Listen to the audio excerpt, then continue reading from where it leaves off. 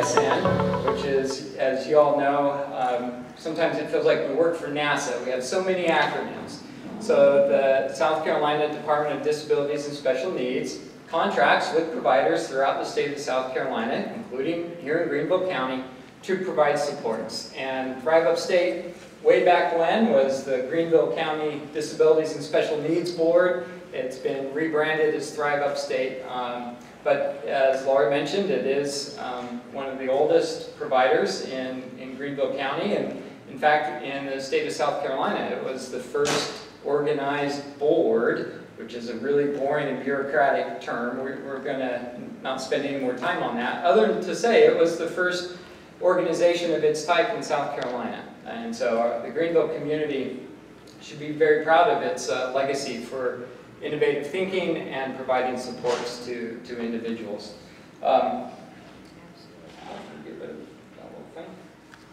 So just real quickly as an overview, what does Thrive Upstate do?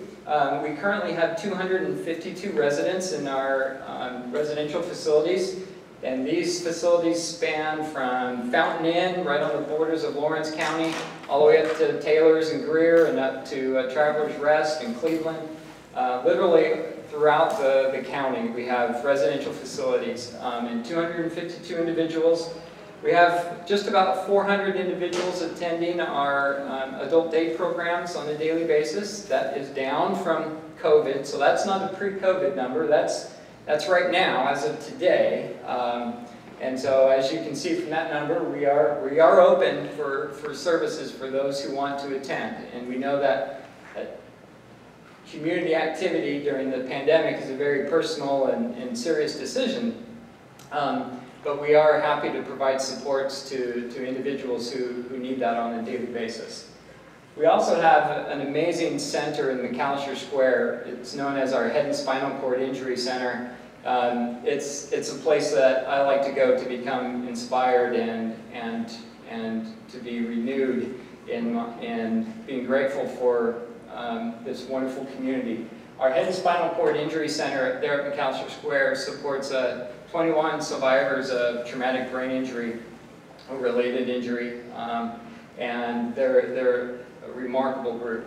And then we also have our early intervention program known as Kid Ventures, which is based out of the CDS facility there downtown, and we support just about 130 families in our early intervention program.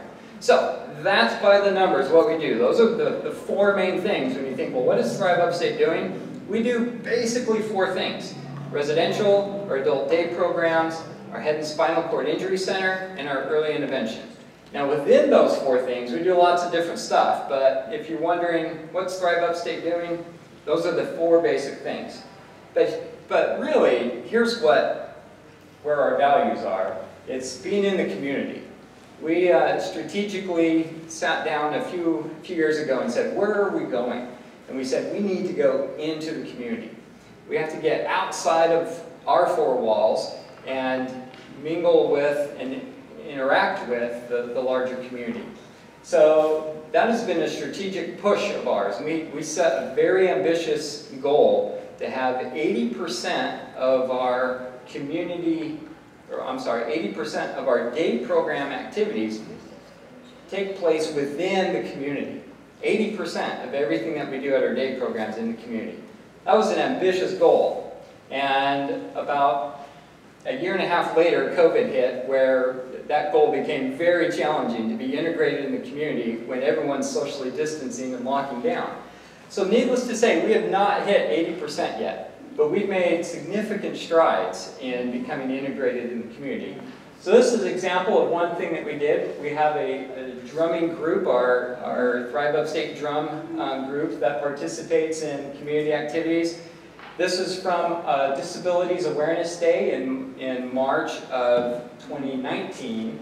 Our 2020 and 2021 disability awareness drumming events had to be canceled, but we hope to be able to do that this coming March. So when you see that announcement, come downtown in March and enjoy some just incredible drumming from our special needs drum group. Thanks to the Barbara Stone Foundation and the Furman University's Diversity Leadership Initiative group. We were able to partner with them in founding what we call the Greenville Greeters. And they are an ambassador group that welcomes people to either their place of employment, to work each day, or to events. I know they've been to Barbara Stone events to welcome people to I think the bingo night, right? Unfortunately, that as well, this will be the last time I say it because you all know that we just haven't been able to do what we want to do because of COVID. So that's out of the way. Most of these pictures are pre-COVID. But the Greenville Greeters were invited to Atlanta to participate in Microsoft's Global Business Application Seminar.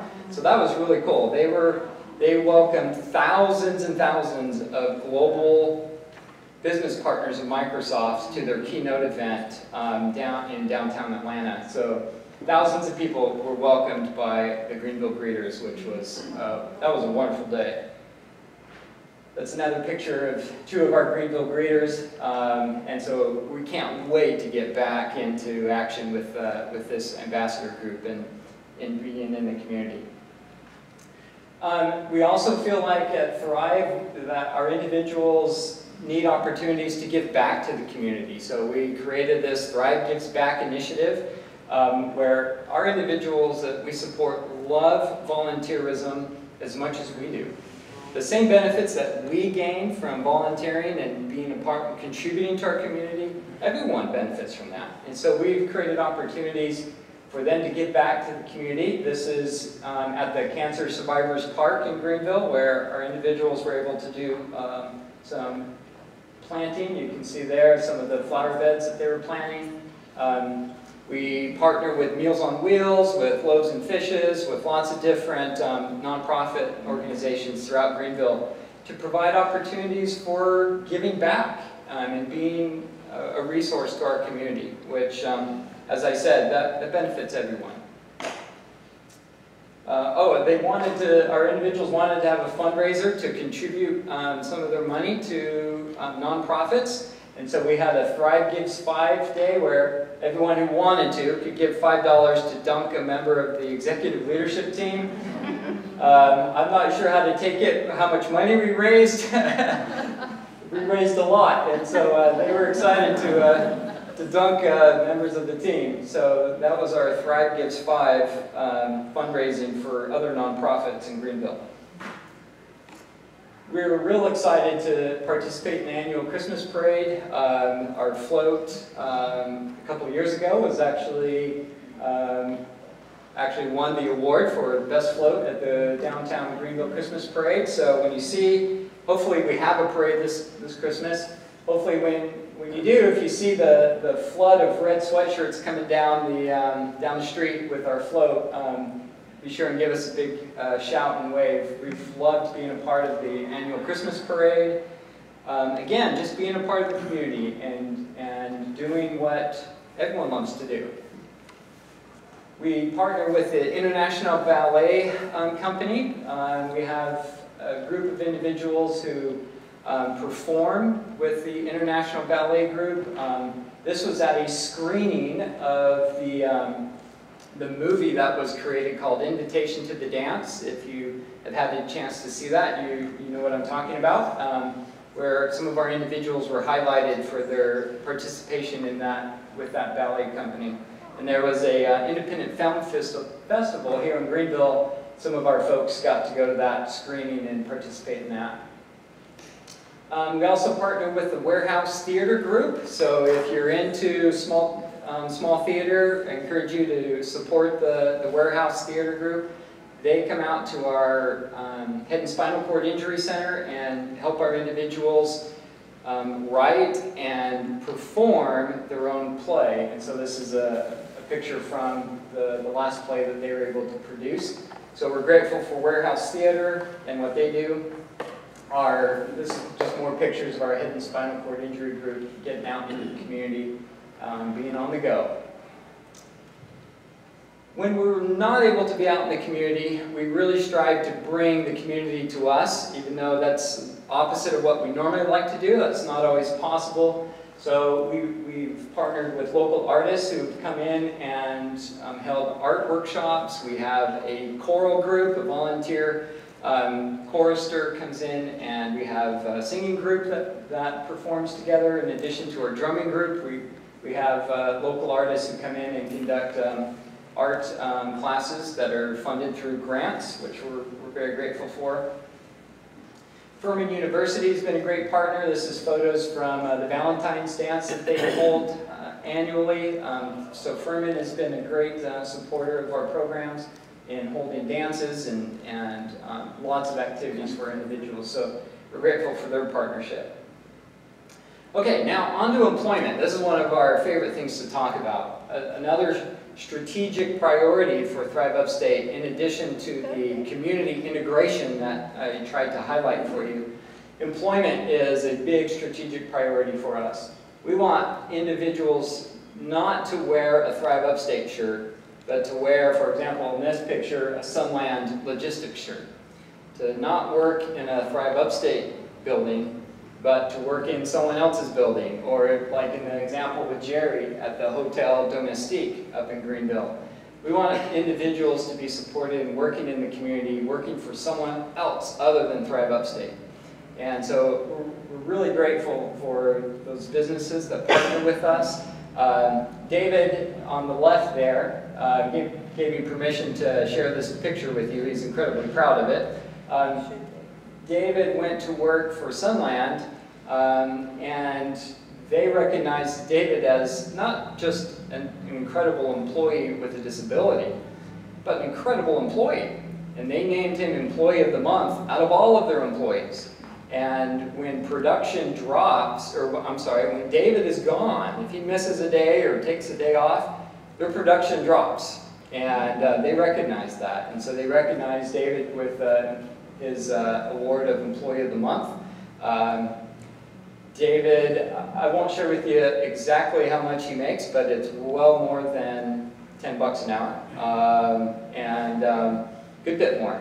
And we're really proud of what he does, what Jerry does, and these are just two examples of the vision that we're trying to establish with individuals being employed in the community, making real wages, and so we're excited about that continuation.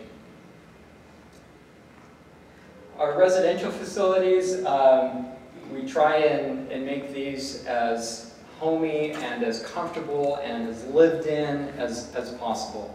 So this is an example of one of our 4-bedroom community training homes, and the ladies who live there who really consider it their home, and which is the way we want it. We don't want our individuals to feel like they're trespassing on our workplace. We're trespassing in their home, and we try hard to make it as comfortable and as integrated into the community as possible. This is a special picture for me. That was the day last summer that our oldest daughter, Mackenzie, moved into one of our residential facilities. So she's saying goodbye to her mom as she moved into her own home for the first time. So I share that photo with you just to share with you the approach that we're trying to take, and we're certainly not perfect at it. We certainly have a lot of work to do. But the approach that we try to take is to provide a home environment that any of us would want for our children. And everything from the way that they want their room to be, to their schedules. And we're certainly not perfect at that. And we still have a lot of work to do as we transition out of the old mindset of controlling everything that an individual does into the mindset of self-determination and self-direction. But that's our strategic vision, is to move forward with individuals feeling like they live in their own home. To that end, we've had to do a lot of work. This is what, in one of our residential facilities, what the bathroom used to look like, very institutional, not something that you would feel great about. We've transformed it into this. And we're very grateful for our maintenance crew who can do this kind of work for us instead of us having to sub it out. We just are able to buy the materials and they do the work. And so we're very grateful for our maintenance team.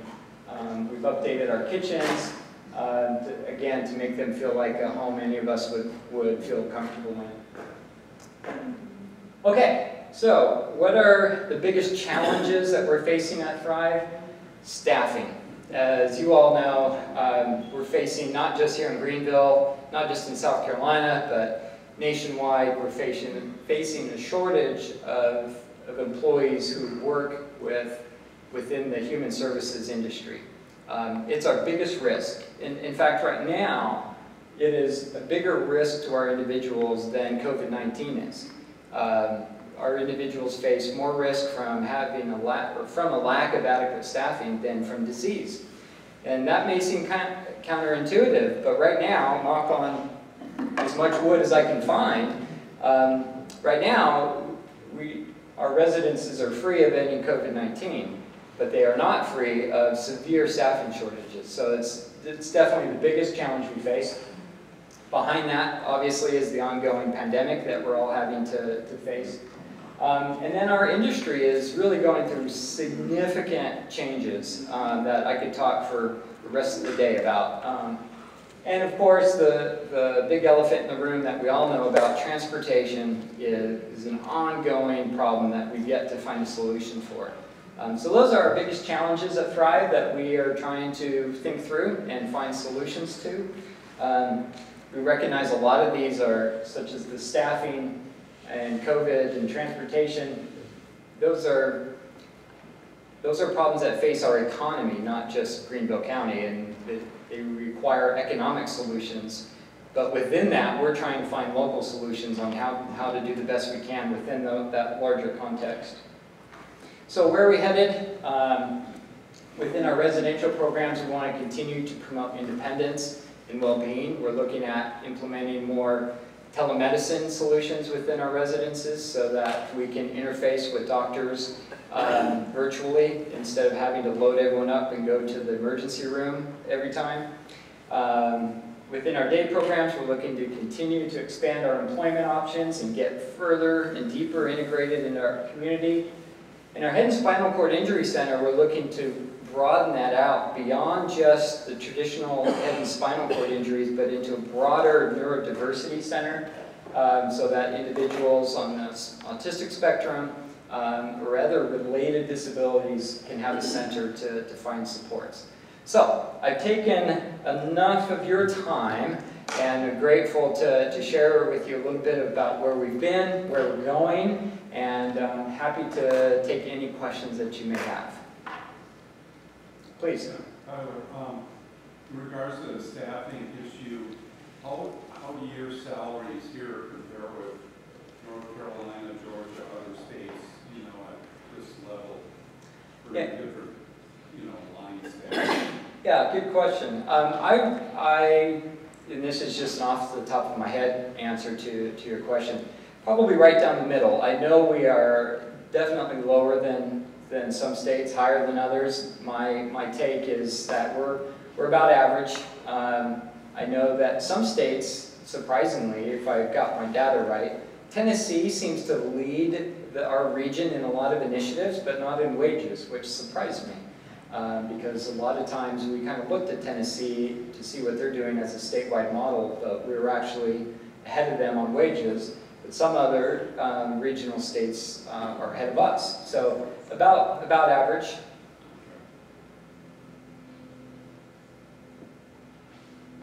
Please. I'm curious, as far as the number of consumers, how you know, is that like a 75% to what you normally have? Yeah, so our residential placement has remained steady. We have not had any changes, but our day program is down from probably a high of 700 pre-COVID down to about 400. So pretty significant drop as families have not been comfortable yet having individuals return for understandable reasons. Yeah, significant drop. I actually have a Yeah, Terry. with the thing with warehouse theater, I get a number of people that I do job coaching, they say they want to be actors, or I want to act, I want to get in theater. Do you know anything more about opportunities that they might have there, or something if they can want to try acting or theater? Well, my acting career ended, no, I'm just kidding. You know, I don't, other than to be able to connect you with the warehouse theater, Sure. Certainly could connect you. And I'm sure our Haskell group would be open to other individuals joining for the purposes of their play. I'm speaking on their behalf, but yeah, so let's definitely connect. If there's people saying, hey, my ambition is to do some acting, we'll connect and get you their contact information. But I don't know more than that, Terry, I'm sorry. I do have a question. Yeah, please. In regard to staffing, what are those positions typically in? Are there any incentives? I know a lot of businesses now have incentives to try to get staffing. And of course, we ran a pilot in Spartanburg, New York County for the DSPs. Mm-hmm. And we're trying to get that statewide because now the Department of Education has taken on this. Right. Services, but do you have incentives for staffing? Yeah, so we've tried different incentive programs, and to be honest, what we identified was that, and I'm speaking just for Thrive Upstate, we realized, wow, we don't have a staffing shortage, which you think, wait a minute, Tyler, you just said you do. We realized that within our adult day programs on first shift, very little turnover at the entry-level rate. On our first shift in residential, very little turnover. Same thing across management, administration, very low turnover. When we get to second and third shift residential, massive turnover. And so what we realized is we have a very specific crisis to residential on second and third shift. If we weren't providing or having to staff those shifts, we'd have no staffing crisis at all. And so what we have done is try and incentivize staff on those shifts through a shift differential. We pay now higher rates for those shifts. That just was started this past summer, and we're still evaluating, you know, if it's going to have an impact. But what we've identified is that right now in today's job market, if you don't want to work second and third shift, you don't have to, because it will not be long before a first shift offer is made to you. And with so many of our employees being mothers, that's just the demographic of who we employ, second and third shift does not work for family moms. They need first shift. And so that's the nature of what we've identified. That may not apply to other providers, but what we found was it's second and third shift in our residences, and it's because there's so many first shift jobs available right now. Because the rate of pay at our day programs and first shift residential was the same. And so we realized, wait a minute, the rate of pay is the same, it's the shift that is different. And so there's a reason for that. So I don't know if that answered your question. I hope it did, because I kind of went all around the world on that. So, yeah. Are you saying there's no incentive to work the other shifts? I'm sorry? Are you saying there's no incentive to work the other shifts? We put in an incentive, so they were paid a higher rate of pay, but we just started that this past summer, with less than 60 days ago. So we're still determining, one, because we're not funded to pay the higher rate. We're doing that out of the funding, our current funding. We're seeing if we can sustain it and if it makes a difference. For your friends who want to work in your program, are you having a lot of success now in getting them jobs because they don't have to have a signing bonus or anything like that? Yeah, it's a great point, Mike, that right now the struggle that we face in staffing our own programs is actually a boon for those looking for work regardless of ability level. So yes, we're able right now to place more and more of our individuals that we support in employment at competitive wages because of the job market. So Yeah, what we've been saying as a team is if we're going to get our individuals employed, now's the time. Because if we can't do it now during such a labor shortage, we're never going to do it. So we're pushing that big time. Yeah, you're 100% right. Please. I was kind of curious as to if you had any caregivers that work 24/7, living with the residents. Not in our programs. There are some type of residential programs that are designed like that, live in, but we do not operate any of those type of programs. Okay, well, I'll turn the time back on. Yes, please. Do you have a way to serve individuals who are waiting for a waiver? Yeah, that is the big question. Yes, we do. Unfortunately, it's an expensive option where it's private pay. That's something that I would like for us to explore more. What can we do for those who are on the waiting list? But currently, our only option is the private pay option. But that is something that we need to explore. And just to go on Susan's point there, and I'm wondering, how often does OPREAD have come in and work with those students that are in your day program, or those individuals in your day program? Because I'm thinking, favors to help with some of that. Can you use some state funds, the state funded follow on, to employment? Yeah, we have a good relationship with our local VR. David Turnipseed here is a great partner. And our job coaches interface and partner with their job coaches quite a bit. And so I don't want to misspeak and say that we're doing a lot of things that we're not. There's a lot of moving parts and pieces that I'm not intimately familiar with. But I know our job coaches and them and the referral process is one of the better relationships I've seen in the different counties I've worked in. So.